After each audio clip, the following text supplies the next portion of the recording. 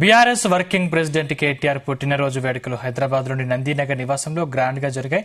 Birthday సందర్భంగా కేటీఆర్ ను ఆశీర్వదించారు మాజీ సీఎం కేసీఆర్. తల్లి శోభమ్మ అనంతరం కేటీఆర్ ను ప్రేమతో గుండెకు హత్తుకున్న కేసీఆర్ పుట్టినరోజు శుభాకాంక్షలు తెలిపారు. ఈ సెలబ్రేషన్స్ లో కేటీఆర్ సతీమణి శైలిమ, కుమారుడు హిమాంశు, కూతురు పాల్గొన్నారు.